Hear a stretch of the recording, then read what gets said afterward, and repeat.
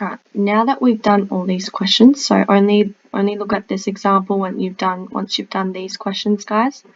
So this example kind of uses a formula now. What we get to do is use a formula. Why is it not letting me zoom in? Alright, so basically, this is the same thing we've been doing.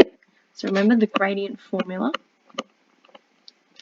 is y step divided by x step. So this is basically the same.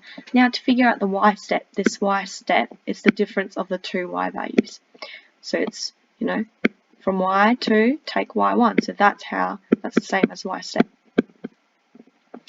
This one, the difference of this length. So if you want to figure out the difference of that length, it's x2 take x1. So that's just basically what it is. So that's the same as x step.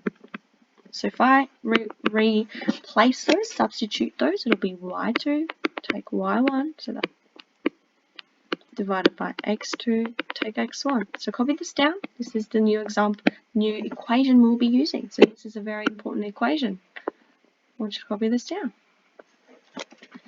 Alright, so let's do this example. Find the gradient of the line through 3, -2 and 6, 4. So let's write some steps as we go. Step 1.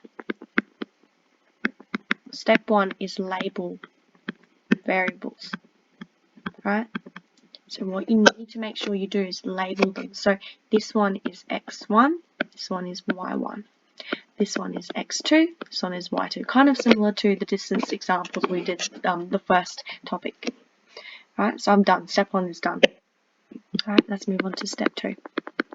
We're trying to figure out the gradient, so you need the correct formula. So copy down the gradient formula.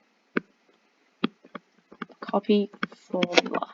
Alright, because now you're going to have distance formula, you're going to have gradient formula, you're going to have multiple formulas. So you have to make sure you copy down the exact formula, which is gradient equals y2 take y1. Oops, that's a bit wonky. x2 take x1, because we're using the coordinates now. Step 3 is substitute values.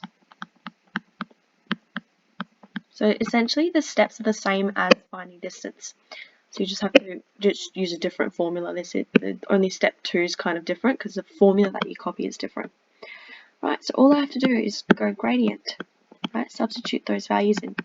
What's my y2? Well, my y2 is over here, 4. What's my y1? y1's over here. That's not an arrow. It's -2, so make sure you write a -2 because that's going to change this value to a positive. So hopefully you see that. I'm going to delete it for now and then write it on the next section. So you got it. x2 is over here, 6, and then you need to make sure you do a take. x1 is over here, 3. So I've got to basically solve that. So let's give it a go. What's 4 take 2? Well, that turns into a +2, so 4 plus 2, which is 2. I mean 6. 6 take 3 is 3. Okay, so we're almost there. My gradient is 6 over 3. But I can actually simplify this because 6 divided by 3 is hopefully 2. So my gradient is just +2. So it's a positive slope. Alright. So now once you do this example, copy it down. And now what I would like you to do is do these ones. Right, so I'm going to highlight the ones that I would like you to try.